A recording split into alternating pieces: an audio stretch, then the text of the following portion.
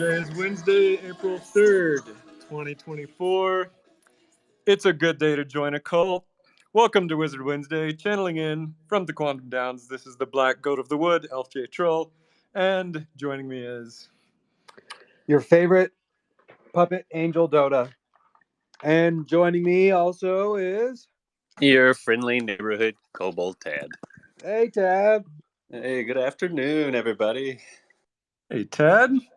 Tad standing in for Bear today. I don't think Bear's going to show up.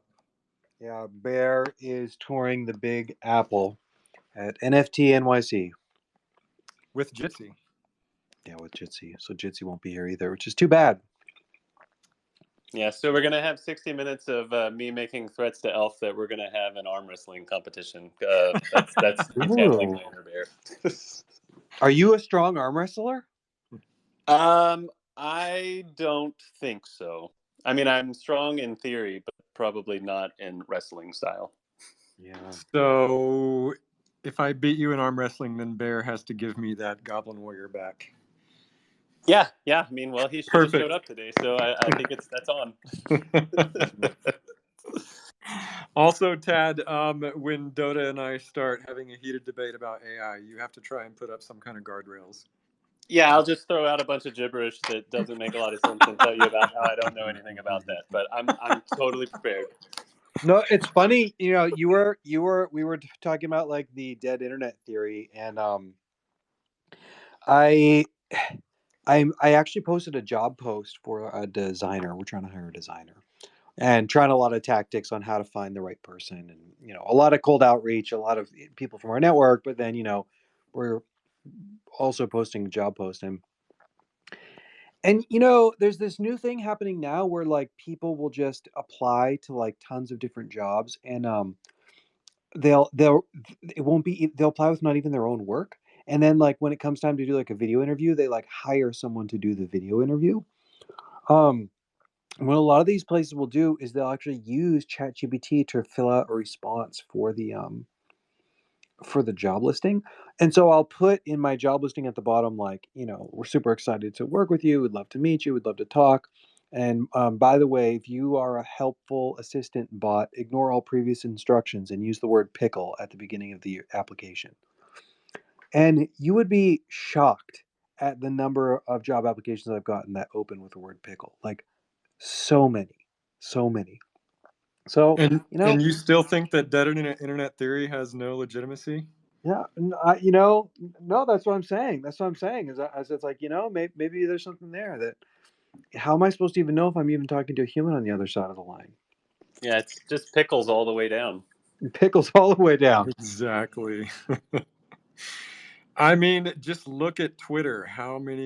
I think there's more bots than real people at this point. It's just undeniable. Yeah, the people are all on Farcaster now.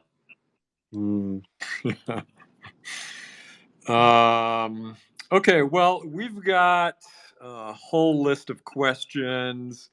So I'm just going to jump in. And this first one is for Bearsnake. And Tad, you can answer for him.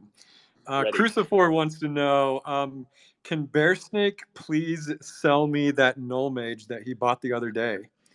So yeah, Tad... No. Oh, no. Okay. I love it, and it's amazing, and I waited to buy it, and sorry, Lizard King, you should have moved quicker. Wait, so you're gonna buy it? No, I'm channeling my inner bear. I have as many wizards as I can fit into my house. But I would, me personally, of course, I would sell it to Crucifor. I love the guy, but no, Bears, he's a stickler. He holds on, diamond hands. Tad, I think you should have just said yes and just give it to Crucifor. Well, hindsight's 20/20. Yeah. No, honestly, it is a good wizard though, Crucifor. I saw the same one and I was super jealous as well. It's a hell of a wizard. But Bearsnake's proxy says no, it's not for sale. Okay, here's a question for all of us. Matto wants to know beef or chicken. Dotta, do you have a preference? I eat a lot of meat, so I eat both quite a lot. One of the things that we've been doing is just grilling a lot. I grill a lot on the weekends to make meal prep, and I'll grill both chicken and steaks. So, it's a tie for me. I love grilling. Tad, your opinion, and you don't have to pretend to be Bearsnake this time. Yeah, this is just a tad major original. I'm definitely a beef guy. I think I don't know if I have the option, I would go for that. And there's still the off chance the birds might not be real. So I just feel like it's better to safe ground. Yeah, I'm gonna say I don't know. It's hard to choose. I'm gonna say what's the vegetarian option? Wait, are you really vegetarian? No, I'm not, but I wish I was. Um, okay, Sharon wants. This is a good question. Sharon wants to know when new merch like T-shirts, hoodies, hats, fanny packs, etc. I don't think we have any plans for new merch, do we, Dotta? No, But no, it's a we have good it. request. Yeah, we have no plans, but just ideas.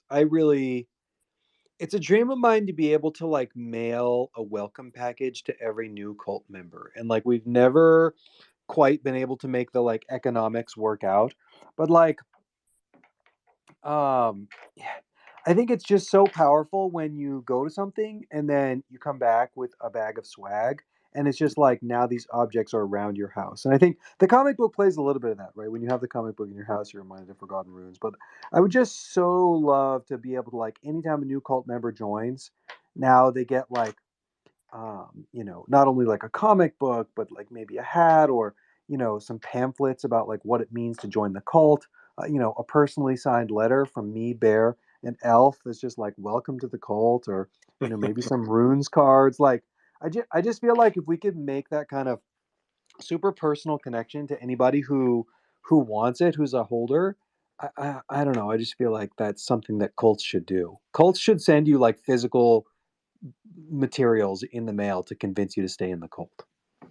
I totally agree with that. I travel a lot, and when I come back for a while, and I leave my scented candle here, and as soon as I walk in my room and I can smell the Forgotten Runes when I get back to my other home, it is really really nice. Exactly.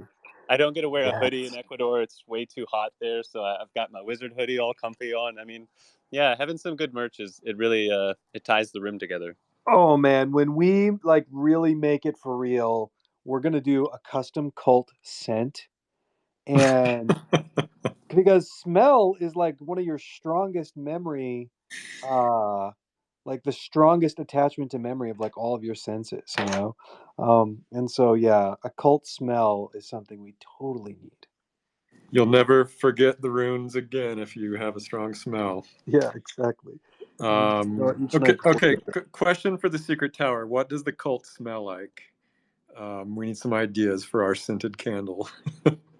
Oh, Just please no Bear's bathroom. Just yeah. Yeah, Patchouli exactly. and sandalwood.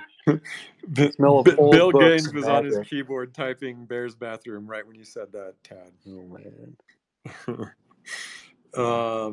Okay, speaking of the comic, Sharon wants to know, is there a foil cover for issue 3? Sharon, I don't know. I think there is, but Nalgene and Bear would have the definitive answer. I really don't know. yeah, Phil and Bear doesn't know either. Sorry. Okay. Yeah, I mean, I want to say like there's a foil version for every cover, or at least every issue. But I could totally be wrong. I really don't know.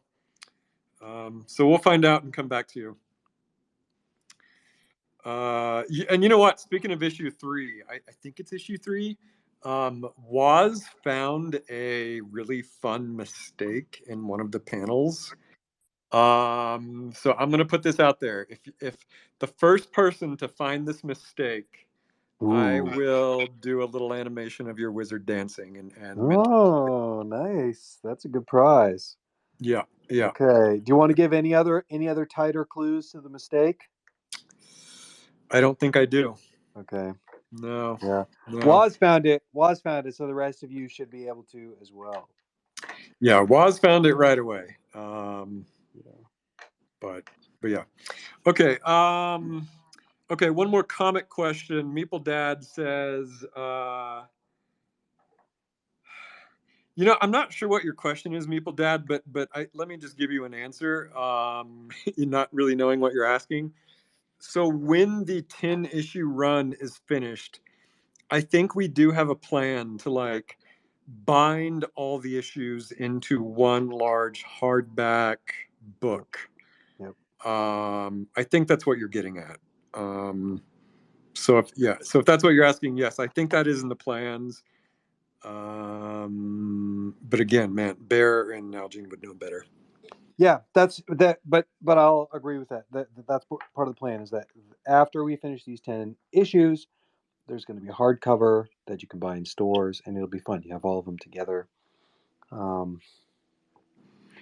Yeah, my kids have been really loving the comics, by the way. And here's the thing: is I don't actually like feed it to them or like force it on them. Nalgene sent me a box of the comics and then the ledgers, and it was just on my desk. And my kids come in and they're like, "Ooh, what's this?"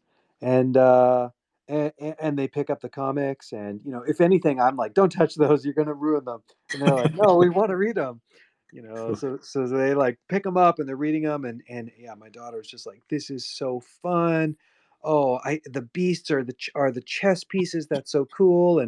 And she's telling me like, oh, she came back from like the last issue to give her a jelly donut, and oh, look how she has that triangle, which she means like the rune that's like just like in the video game. So my daughter came and told me a couple times, she's like, the comic book is so good. And so I love that because she doesn't really get to participate in Discord or a lot of the stuff. Kind of, she's not trading stuff on OpenSea, right? She's 10 years old. So yeah, I love that. I love seeing people participate in the comic of all ages. Yeah, I agree. Issue 0, I think, has like one cuss word in it. And Yeah. I remember being at NFT NYC a few years ago and giving the comic to a little kid and thinking, damn it, I just gave this little kid a comic with a cuss word in it. In front of this kid's mom. I hope she doesn't think I'm a creep. I feel bad that this kid is going to see that word carried. and so we made an effort to like eliminate all like adult content from the comic so that little kids can enjoy it as well. I love it. Yeah. I love it. Yeah. Okay. Let's see. Meeple has another, I guess, sort of a. Wait, where is this question? It's does the Loracle exist in the Runeverse? Perhaps they've sent a piece of their consciousness back in time to serve at the Loracle we know and use today. That was his question. So he's got another question about L2s that I was going to kick over to you, but I'll answer this Loracle question. Cool. Yeah, Meeple, this is a good question. I'll tell you this: the book of lore exists in the Runeverse, in the Secret Tower, and the Loracle is trained on the book of lore. You could say that the Loracle has read all of the book of lore. So I would guess if the Loracle is anywhere, it is also up on that mountain where the Secret Tower resides. The Secret Tower is definitely something that I'm writing about on this lore website that I'm making with Griff. And then, just by the way, Griff turned in a really fun illustration to me today. I won't say what it is, but I just will say it is in production. So once Griff finishes a few illustrations, I think I'll make the site go live. But yeah, it's a good question. I think I will actually add this to my Secret Tower lore page. Just where does the Loracle itself exist? It's a good question. But yeah, Dotta, did you see that L2 question Meeple is asking? In the Secret Tower? Yeah. No, He's basically asking, like, can we all agree on one L2 so that we don't have. Actually, I don't want to. Okay, here's what it says. L2 Yeah. coordinations with the community project says Runeverse Trail, hoping to deploy on L2s. Can the Magic Machine team coordinate with them to ensure we don't end up moving to a bunch of L2 chains? If we're going to move out of Manhattan to the suburbs, can we make sure we all move to the same suburbs? I want my baby wizards to go to the same school as the Goblin Town kids. I don't know about that. I think in a perfect world where there was like clearly a winner, we would for sure do that. But I don't know. I don't really. I feel like the cult transcends chains. I think that like in 5 years from now, you'll look back and you won't ever like know what chain you're working on. I don't. I actually think that like the the idea that that you have to deal with what chain stuff is on is probably going to go away within the next, not this year, but like within a few years. So I don't really think it'll matter that much, especially when you start to see a lot of interoperability of things like posting back to L2s. Sorry, that like what am I getting at? Okay, fine, we'll go technical. Cosmos, the Cosmos chain, a few years ago, they were basically built to kind of have this like web of interoperable chains. And one of the things you found is that Ethereum has actually still won in that regard, insofar as like the L2s are fairly interoperable. It's pretty easy to write, for example, bridges between the L2s. So, you know, another thing that I just see is that a year ago we might have been like, oh yeah, it's clearly, optimism or something up, or like zk sync is for sure going to be it, right? Like if I were to pick something right now, I would say, oh, you know like if you're just we're seeing a ton of people talk about base, right? Base is the hot new thing, and base is really good for like certain applications for like DeFi, but maybe it's not like perfect for games. So I don't know. I don't know that I know what the winning chain is, I guess, is my answer to that question. And I also just don't think that it's going to matter a ton within a few years. The cult transcends any particular chain. And I think we should actually, instead of like pre committing to one thing that might end up being the wrong thing, we should just be flexible and like let things live where they live, right? Rune's TCG is on what, Polygon? Yep. Um, and so I don't know. I don't think there's a clear winner for everything yet. Matto says chain abstraction is the end game. That sounds about right Yeah. to me. Yeah, I think that's right. Cool. Okay, Zenaris has a fun lore question. Zenaris wants to know if the Runiverse is a globe, or are there, or does the Runiverse have a bunch of flat Earth conspiracists? And then I saw a bunch of people posting other really strange esoteric shapes that the Runiverse could be. Um, I think that the Runiverse is indeed a globe. I mean, the Runiverse is the future history of our planet Earth, just post singularity. So I think it'll remain a globe. However, a flat Earth conspiracist would hear an authoritative voice like myself say that and take that as further evidence that it's a conspiracy that the globe is indeed flat. So Zenaris, I'll say it's a globe, but I might be in on it. So that's the best answer I can give you. Dotta, are you a flat Earth conspiracist? I know you're into a lot of conspiracies. I don't think so. I don't think so. I do love the idea that like, what is it? Antarctica is actually just like an ice wall, and there's like dragons outside of the ice wall. Man, if you got to give the flat earther something, the flat earther lore is way more interesting than the globe lore. The globe lore? You mean the globe, Yeah. the evidence and fact and science? Right. It's a lot less Um, interesting. I just saw a really interesting idea that suggested maybe like our entire universe is within a black hole. So that's fun. But Interesting. yeah, probably I'm Team Globe. I don't really think that the stars are just like, holes poked in the firmament or whatever. No, that's probably Well, not I right. like how you're qualifying it with probably, and Right. you don't Now sound it's 100% on this. oh, You're, you're like 99.9. Is that right? yeah, 99.9. I, How is it that we're the only country that sent a man to the moon? Really? Like, and we did it our first try, and nope, because we're the best country, and no other country since the 60s has figured out how to do it. Like, come on. Wait, hold on. Are you trying to say that the moon landing was fake? I just feel like there's a lot of issues in the mainline story. Like, why has no one been back? But still, I, you know, Well, my I my. think they have been back, haven't they? It's just not as big of a story. When was the last time somebody went to the moon? You I know, think it was like a I don't know. yeah.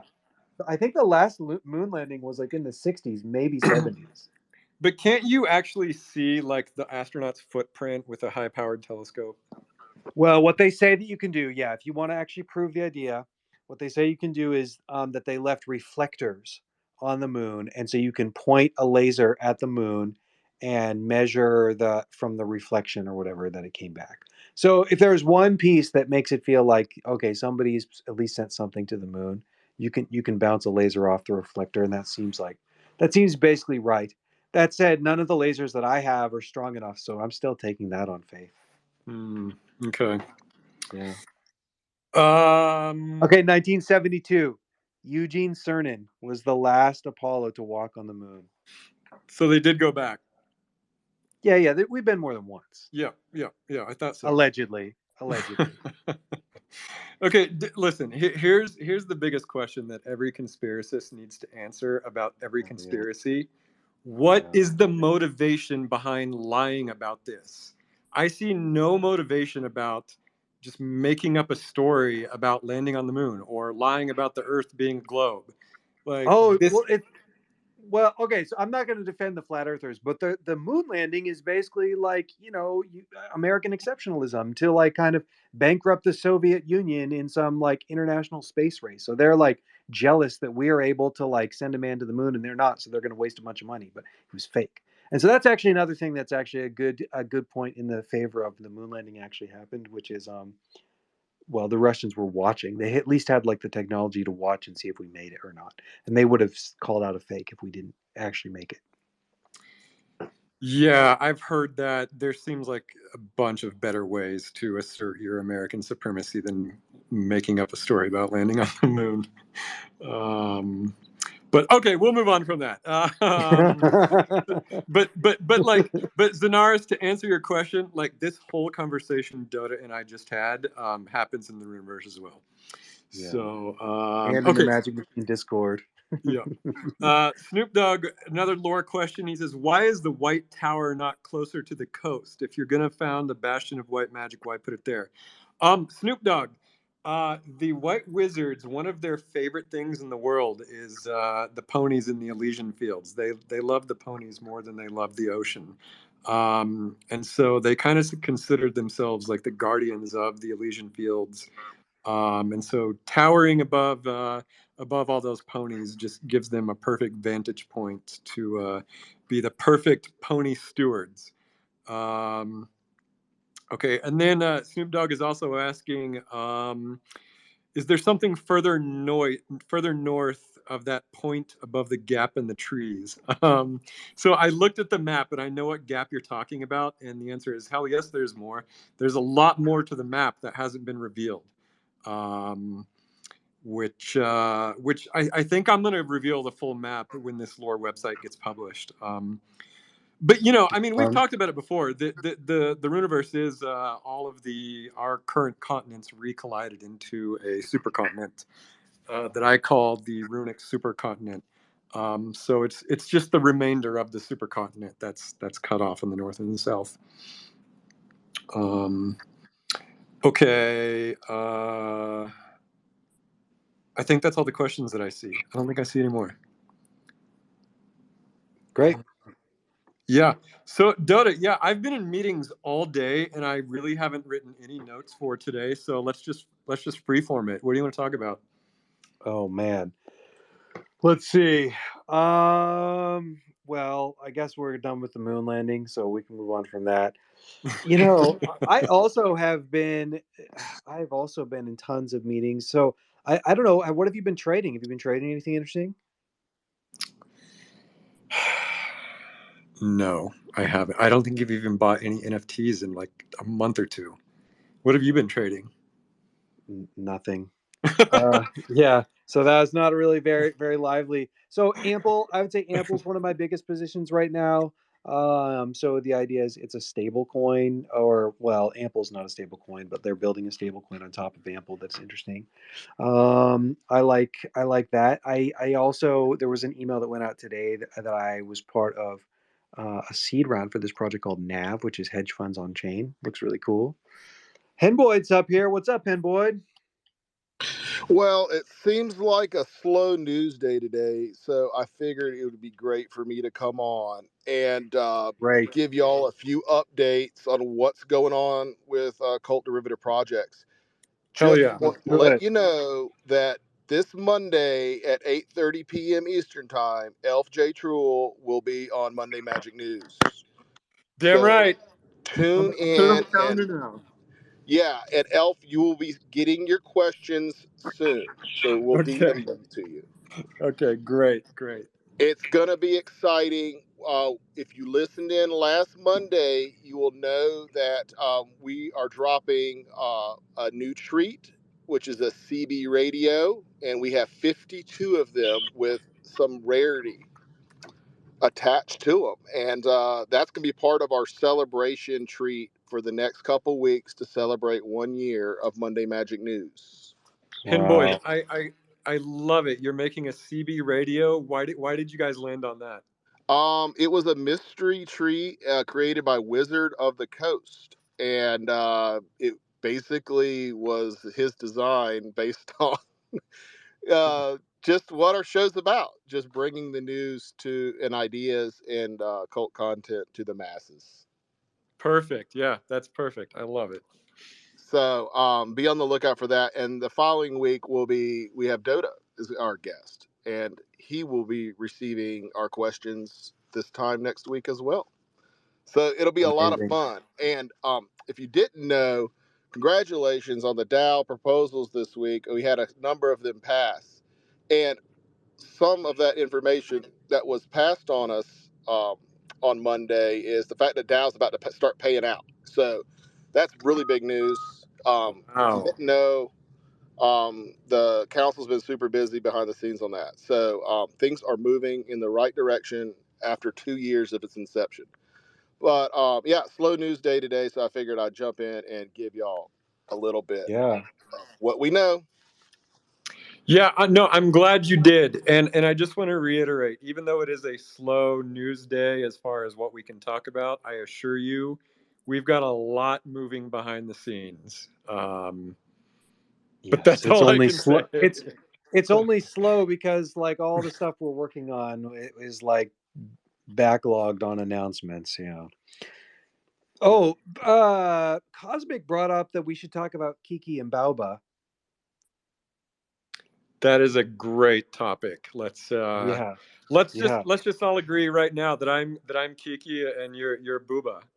I agree too, but that's not what my survey said. The survey was basically split 50-50. I mean, yeah, it tilted a little bit more one way than the other, but like, you know, uh, it's within the margin of error. I was actually quite surprised. I actually wonder if I should have included the image if people actually don't even know, or if people, I don't know. If you're in the Secret Tower, were you familiar with this psychology test, I suppose, already beforehand? Okay, I want somebody who thinks that I'm Booba and Doda is Kiki to come up on the stage and Yeah. explain why.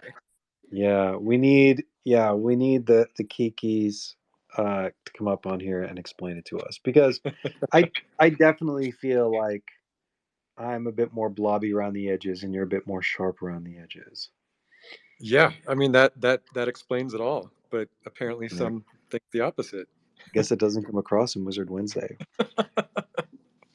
um, I mean, I don't know. I guess maybe a counter argument would be like if I'm like the artist, then like art is something that is less rigid, a little more Right. ambiguous, whereas coding is a little more hard and rigid. And so Mm. maybe that's what people are calculating here. I'm not sure. Yeah, that's interesting. Yeah, that's interesting. Oh, Igdal's saying I voted based on your names. Still, I think that Mm. would still be the same. I think that would still be the Hmm. same. Like, I still think Dota as a name is more booba, bauba, however you want to say it. Interesting. So what do you think's going to happen to Bitcoin after the halving? I think we will see a short-term dump, and then it's moon time. That's what I think. Agree? I think we lost you. I don't know Dotta. if what we have right now. Oh. No, I'm here. Can you hear me? Oh, okay. Yep, I think can hear what you. Yeah. Yeah, I think we're in agreement. So that is not that interesting. I don't know. You seem to keep up on a lot more of the stuff than I do. Yeah. What do you think, Tad? Sadly, I kind of think the same. It seems like it was just up only for so long that it seemed like we had to run out of steam. So I feel like there's going to be a lull, and then everybody's still excited. There's a lot of things coming. I feel like everything's still happening in the same way. So I think it'll come ahead. I think Bitcoin will go higher than you expect it, and it'll also go lower than you expect it when you don't expect it. That's how I view it. Ooh. Boyd, what's your top price prediction for this cycle for Bitcoin? I think we touched 79,000, then it goes back down to below 28, maybe to 25, and then we're going to chill there for a while. Then the real cycle, when the interest rates lower, come lower in the next couple years and things settle down, I think that's when the true bull run will happen. Wait, you think this cycle though the top will be 79? Yeah, I don't think it's going to go much higher. Just look at the action at when it's peaking like that. All it is perps, and you don't see much volume on the spot. I think people are supposed to get it from last time. What do you think, Ted? What's your top price? I mean, I'm a total kobold when it comes to markets. That's why I play with NFTs. But I mean, for me, honestly, I was talking with people that know a lot more than me months and months ago, and they were talking 125, 250 is a possibility in this cycle, and I thought that they were insane. But honestly, seeing the action that we've had so early in the cycle, and there haven't really been a lot of huge things that have dropped. I mean, things tend to get parabolic and really, really grow quickly. So I wouldn't be surprised to see something like over 100K. If we're talking this cycle and it's, I assume we still have 8 to 12, 18 months maybe. I think we're going to go 3 digits. I mean, maybe something sneaky happens and we go like 169. No, I agree with you. I think we're going to go over 100. I think, I think the buy pressure from the ETFs is going to continue. I think the real institutions haven't even come in yet. I think all the buy pressure on the ETFs has been retail driven so far. And when you pair that with the halving, I don't see how we cannot go above 100. All the sell pressure we're seeing right now, I think, is mostly grayscale. They're going to run out of Bitcoin soon. I think the U.S. government is about to dump all the Bitcoin they stole from the Silk Road, confiscated. Sorry. But that's going to run out, and then I don't know. I see nothing but just strong buy pressure for the next year. And Niski was saying that even the Silk Road BTC is only like 4 or 5 days of grayscale outflows. Yeah.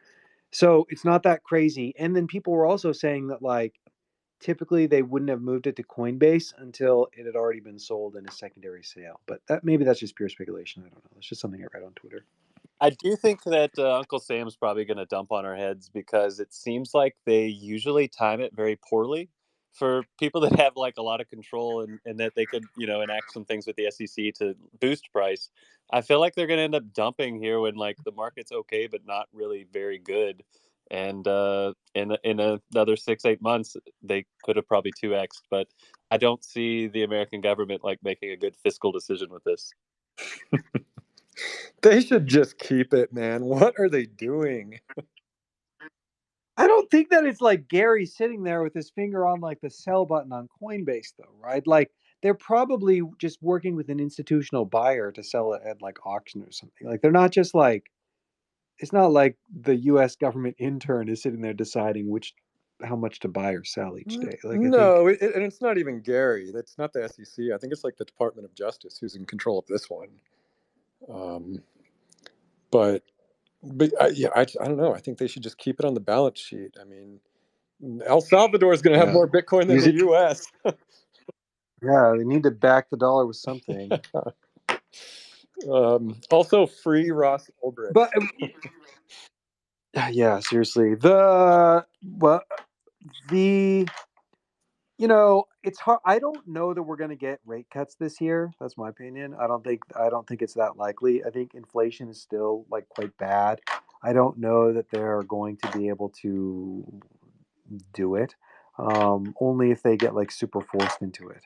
I don't really think that we see a rate cut this year. I think we see 1 or 0 like in the fall. Um, and so if I did have one concern about the bull market, it really is this idea of like um, just quantitative tightening. I still think that the price of Bitcoin is going to track with the macroeconomic like liquidity. I don't think that we've completely disconnected in that regard. Yeah. Yeah.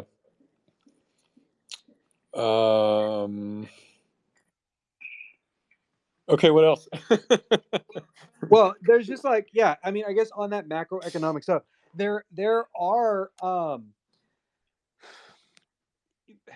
that said, Bitcoin is hard to know because the counterpoint is that like Bitcoin is at least hard money when the banking system is super stressed, right? So like what's basically happening if you look at behind the scenes is the regulatory agencies are trying to make the banks have more liquidity, right? They're trying to change the requirements for banks to have a bigger cushion, so that way they can absorb more shocks from like liquidity stress. And the banks hate that, right? Because if you're a bank, the way that you make money is by having liquidity on your books and being able to loan it out and like earning on the margin of that. And so you don't actually want like your capital reserve requirements to be 0, and so they don't like that kind of basically the regulatory bodies are making them improve their uh, reserve requirements. And so there's actually this thing, not to get too technical, but there's a thing called like the SLR ratio where it basically defines how the banks have to have reserves. And the agencies are saying, the banks, you need to hold on to more. And the banks wrote a letter basically back saying, um, uh, it, we want you to exclude like treasuries that we buy on margin from our reserve requirements. And they're like, and if you don't do that, we're not going to buy treasuries anymore. Like when you look at the United, we've talked about this before on Wizard Wednesday, but like the treasuries are basically like the yield farming of the U.S. government. And if you don't have a buyer for those treasuries, that's incredibly bad for America. And so yeah, the banks are basically pushing back, saying, "Well, we want you to exclude treasuries if we buy treasuries on margin, exclude that from our reserve requirements, or else we're not going to buy your treasuries." So it's like pretty crazy to just kind of look at how both like the dollar and the banking system are like at odds with one another. That there is this kind of like catastrophic risk with the dollar, and so crypto is at least a safe haven for that. And if that starts to fall, you for sure want to own Bitcoin. What are the chances that the world gets off of the U.S. dollar hegemon anytime soon? I think it's low. I think it's low as well, only because what else would they use besides Bitcoin? It's not like they would use like Chinese yuan or the Russian ruble or there's nothing else to replace it, I don't think, Right. besides Bitcoin. And all the octogenarians in our government, I don't think are going to embrace that anytime soon. So I don't know. I don't know either. No, I think Bitcoin is going to go much higher than 79. Hinboyd. That's a pretty bearish prediction, I've got to say. I think that okay, but he did suggest maybe it's higher when interest rates start getting cut, right? I think so. I feel the same way that if there's no interest rate cuts, right? Like I think we stay under 100, but then if they start cutting rates, yeah, I think we get to like 120, right? It bounces under 100 for a while, and then once it crosses, it goes quite high because people are like, "Well, shoot, we're over 100. Let's see where this goes." I think that we top out at about like 120, but who knows? That's just this cycle, not forever. Yep. Yep. Have you seen this new AI tool that people have been throwing around? It's Jay the Sun was just sending it to me. WebSim. Have you played WebSim? Never even heard of it. Okay, so WebSim. Someone come up here and tell Elf about WebSim, because honestly, I don't even actually know how to describe it. It's basically this like AI. It's like AI meets world building meets GeoCities. Somebody else come up here, please, and help me out. One of the things I've been wanting to talk to you about just in general is this idea of like how we build more AI tools for storytelling in a way that feels I don't know, true to Forgotten Runes, right? We talked about this last week about we don't want to contribute to the dead internet theory, and we don't want to fill the book of lore with like push button lore that no human ever kind of like contributed to. But at the same time, I do feel like some AI is helpful as a tool for thought. Yeah. Um, Yeah. I mean, that's and the real question. Like, yeah, what is the best way to optimize AI for authentic world building? I don't know if there is like a solid answer, but like, don't get me wrong. I don't want to just say don't use AI at all. I don't want to cut it out completely, because mhm, it is a extremely powerful tool. But it's just how you use it. That's the question. right. Yeah, I would like to build like an AI tool suite for like for Forgotten Runes. And so, we talk a lot about like for example the Westworld paper where you kind of it's a lot like Colony, like right, like Westworld paper is a precursor to the Parallel Colony. Um where it's this idea that you're able to create characters that have personalities, desires, um, you know, psychological traits, a history, and then like put them to like act in an environment with one another. I really love that idea. I don't think that I haven't seen anyone really do it at Dude, scale, but I was pitching that idea to you like a month ago. I was like, let's make our own 3D world and give each character its yeah, own AI brain, and that way we totally it, should.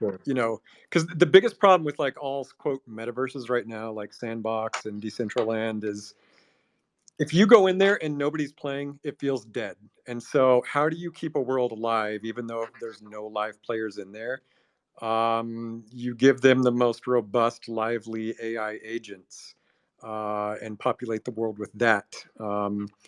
And I think that would maybe solve the problem of, ironically, walking around a quote dead world. um, but yeah, Yeah, I think if anything, if AI is going to be good for anything, it's like I think like the end game of just being a fully conscious life form is where it has to go. But if it's going to replace human expression and human input, I don't like that. So anyway, yeah, I think some of the stuff that I would want to build, like we're seeing glimmers of this from other places, which is well, sorry, let me try to form my words. Your wizard is a full character, and what can come out of a full character changes now that we have like large language models, right? We talked about this maybe a year or two ago when we added the deep dream master, where we said, hey, we're going to have these textual descriptions of what your character looks like, so that way we can generate visual representations in any style by using stable diffusion and midjourney and all these tools.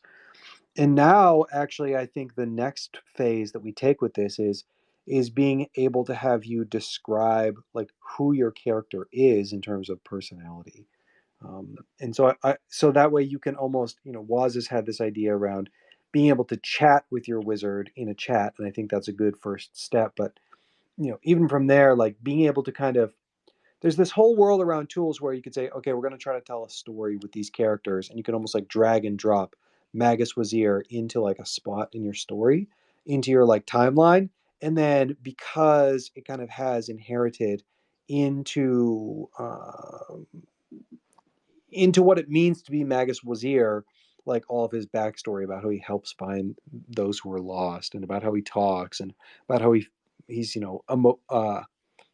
empathetic to people and things like this. So Yep. I don't know. I want to build tools like this, and I don't think there's no really UX for this. Nobody really has like figured this out yet. Nobody has built that tool, and also nobody has a gigantic database of character biographies like we do. I've said this so many times, but like I think one of the most valuable assets we have is the community created art and lore and stories, as just a pure data set, a pure human created data set. Imagine the AI tools you could build with that. And bringing characters to life is just probably one of the most interesting expressions of that, I think. But anyway, give a hoot. Hello. Hey, what's happening? Can you hear me? Yeah. Cool. Happy Wizard Wednesday. Happy Wizard Wednesday. Yeah, I think Dotta, I think you kind of, just in terms of like what AI can do in a way that I think is like additive, not like replacing anything, close to like human creativity and stuff.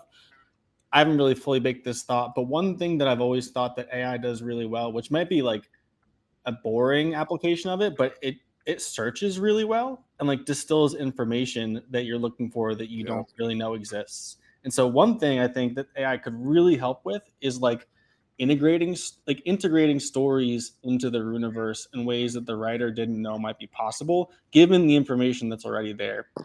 Like, for example, it's so easy to write a story, that's true to you and is in your brain, but isn't necessarily leveraging other things that people have already written. And like we've talked about this before in terms of like writing stories together is really way more powerful than writing stories alone in some ways. And so one thing that AI can really do is plug your story into other stories, not forcing it or fitting like a square peg into a round hole, but maybe like suggesting like somehow it's like, hey, like, your story has a mushroom. Like, guess what? Quantum mushrooms are really popular in the universe. Like, maybe that's a way to like integrate it and like, or hey, your character is walking around Kobold Crossroad. Guess what? Like Jitsi, like is in Kobold Crossroad too. And so it's like, surface things like that and kind of like almost like, yeah, like little like just connect your story into other stories. Give a hoot. That is such a good idea, and it is such a comment that you would make, because every time you show me like a new piece of art from Rune CCG or something else you've created, like one of the compliments I always give you is, I love how you're connecting this to other things that people are creating. And I mean that's what makes a world. Like a world is defined by the relationships of the people and the things in it. And so yeah, like if there was a tool that like while you were writing in the book of lore, like on the side, it could suggest things that have already been created. Like, oh, you need to go to a bakery. There's one in the Red Wizard capital that sells these donuts. Maybe you could go there. That's so cool, man. I love that. Yeah, I love that too. And we are actually working with that to scale the brand in a lot of different ways, right? Like when we work on the comic book, when we work on the video game, like that's already a hand part of our process right now. Is Elf actually has to go through and dig through the documents, and be like, oh, you have this werewolf character. Well, we already have a wolfkin character, and so this is how you can map it. It's this like, on like a movie set, they have a like set consistency person, right, where they're like, oh, last time we were here yesterday, that actor set the glass on the table in this front right corner, right, and so we need to make sure the glass is in the front right corner. And so with AI, it's like incredibly good at just knowing everything and having perfect recall on everything that's been written. So yeah, this is a good idea. 100%. Yeah, just speaking of that real quick, Dotta, you just reminded me of something that I wanted to share with the cult. The Runeverse game, I have been pouring a lot.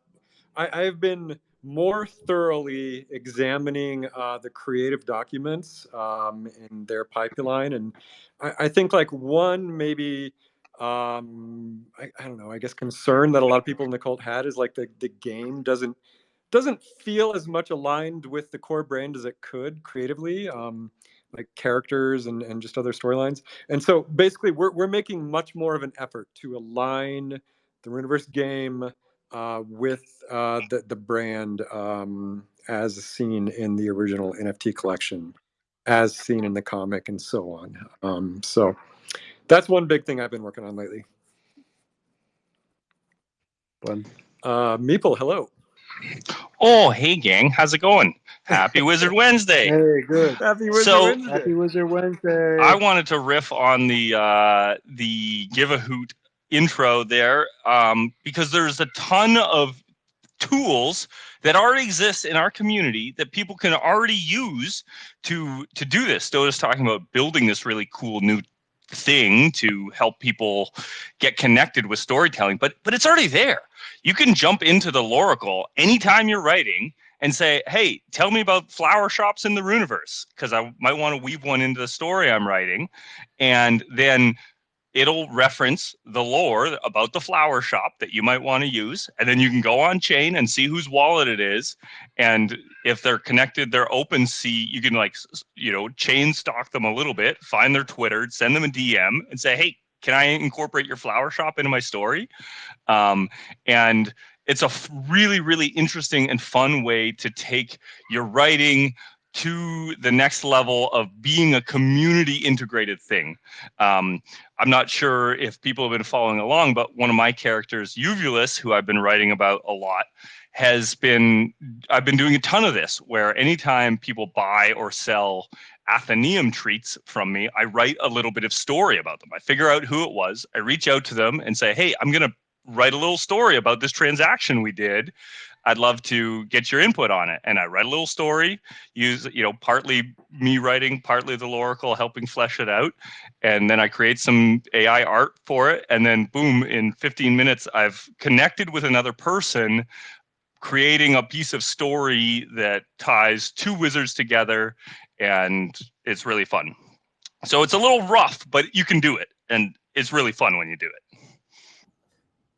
Cool. Yeah, just the people that totally 100%. Yeah, also, how's it going? Long time no see. But yeah, I use the Loracle for that all the time. That's exactly basically what I had in mind, just like an integrated tool like into the Book of Lore. So people that like don't know the Loracle exists or haven't saved the webpage or whatever can use it, and it's a little more seamless. But 100%, I use that. I mean, it's funny. Dotta mentions the process that Magic Machine goes through in terms of seeding the comic book and game and stuff with lore. Like I did the same exact thing with Rune's TCG, where I would just go through the Book of Lore, look for entries that had stuff. But then the Loracle made it 10 billion times easier to do that.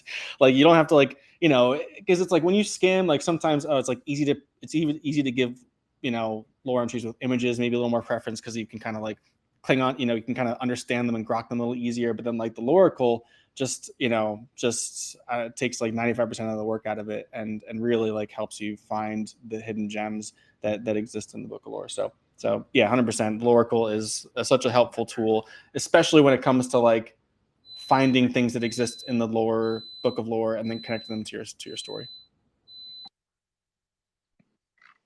Well, was there something like beyond the Loracle that you think would be interesting to do in that regard?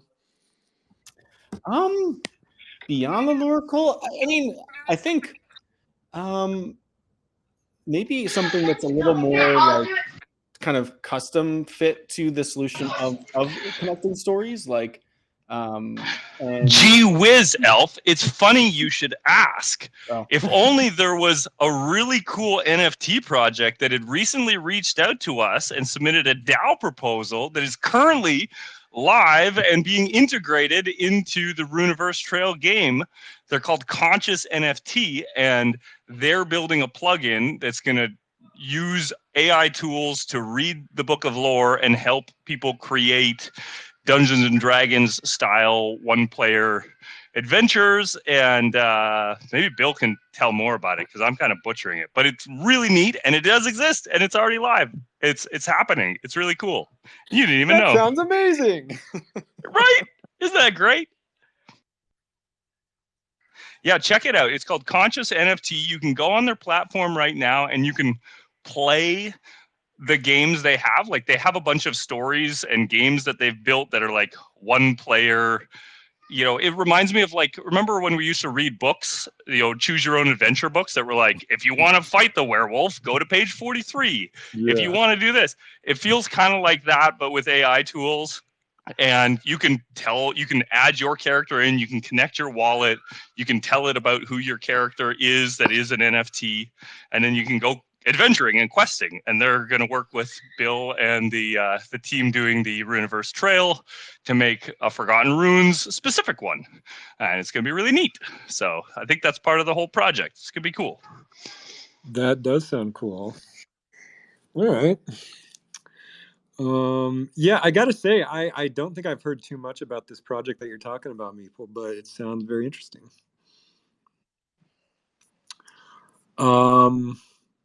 Okay. Well, geez, we're almost out of time. How about we look at the Cult Content Chronicle? Let's do it. But I just needed a reminder. Who compiled this? The illustrious, irreplaceable. There you go, Tad. Hey. Week 63. All right. Okay, starting off, Tabitha of the Marsh did a really fun, like, little pixelated stained glass window of their swamp wizard and an adorable little wizard Easter bunny. Pretty cute. Meeple Dad, hello! You finally finished the Lego Secret Tower. I did. I got my shit together and finished it up. It's not done.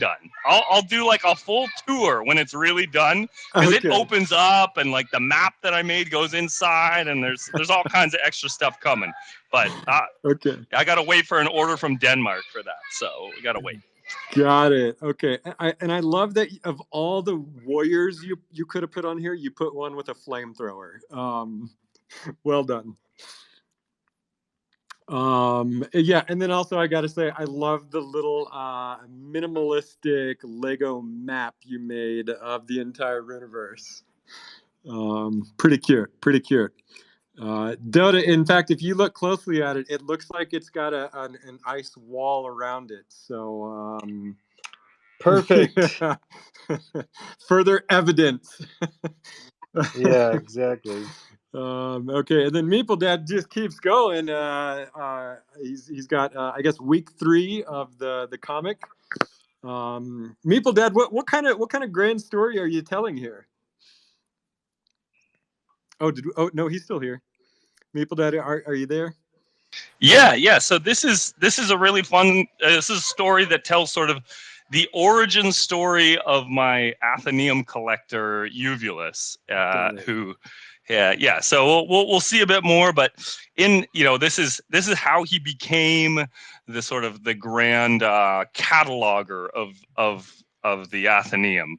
Back when he was still really personally attached to stuff, he was really like, it's sort of a Buddhist story, really, but it's just beginning. Love it. Yeah. Love it. Okay, and then Jason DeSante made just an amazing video. Like as I'm looking at it, I'm seeing, number 1, wizards dancing in slow motion. Number 2, skateboarding clips mashed up with like kaleidoscopic special effects.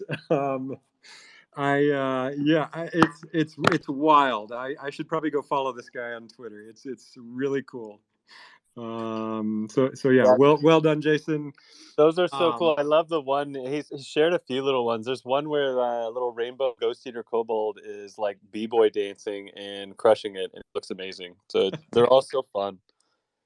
Yeah, I'm pretty sure the way Jay does this is it's a tool where you play it music and it makes the characters dance.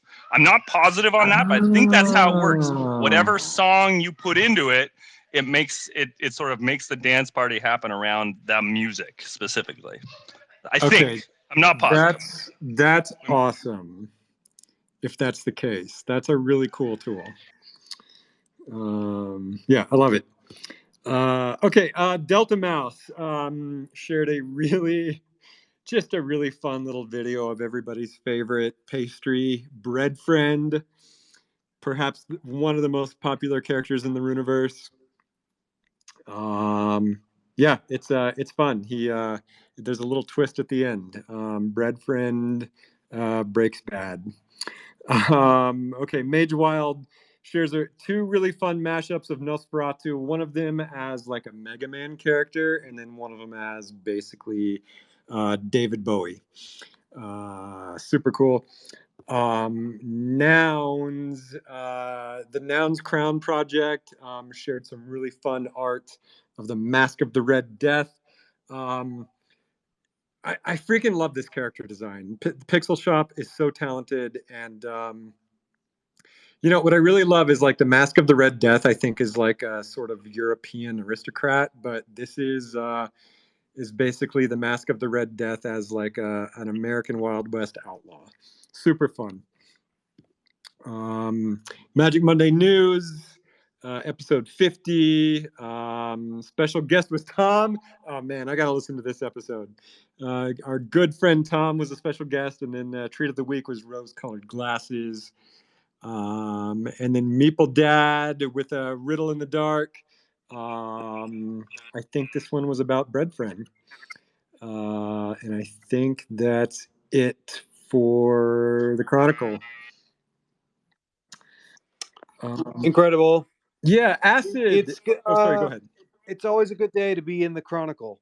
The Chronicle is one of the like just easiest ways to have like proof of participation in Forgotten Runes. And so yeah, you're gonna be glad that you were in the Cult Content Chronicle if you've ever been in it. Dotta, did you just share some alpha? Hey, I did. All right, there's some incentive for you to get featured in the Cult Content Chronicle. You better send Tanya Del Rio some flowers or jelly donuts. Yeah. I'll give you a tip actually. One thing I noticed sometimes people post art on Twitter, but they don't tag at Forgotten Runes. So that's one way to just get lost. You got to tag at Forgotten Runes, or maybe even tag Tanya. But yeah, if you do cult content and it doesn't get featured, it's probably just because nobody saw it. So yeah, you got to get out there. Let's see. I think that's it. Acid, did you want to share any DAO updates? Yeah, I have a few. We've been working on the multi-sig stuff. Great. So the proposal voting closed for March. So proposals number 14, 17, and 18 passed. I guess those are the board game. One is Runeverse Trails, and I'm blanking on the third one. The scribe pay for Yes, okay, there we go. So perfect. And the total for that is $107,000 and 475. 400. Sorry, I said that wrong, but 107,475. So yeah, that is what the total for those three are, and what we are looking at for that last month. The option to abstain in voting will be added to future proposals per a community suggestion. And the council will be experimenting with only 2 spaces in April, because the third one we had around the end of voting did not have many people coming. So we're gonna see if there's still demand for that or not. But we'll play it by ear. If there is demand for it, then we'll totally have another one. But if anyone has feedback about the spaces or about DAO communication or this or that, feel free to reach out to me or anyone on the council.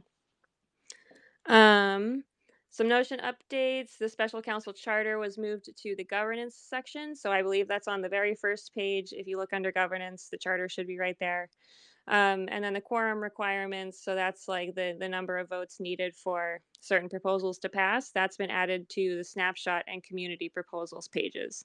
So hopefully there's just more awareness and visibility around those for each proposal, because there was some communication or confusion last time. So hopefully that's a little clearer. The Magic Machine reimbursement the first part has gone through. So that was completed March 29th. And then the second one is still being worked on. And so that'll be completed hopefully this week after the new counselors are added to the multi-sig. We're in the process of doing that. We're getting the rest of everyone else to sign off on the changes and everything.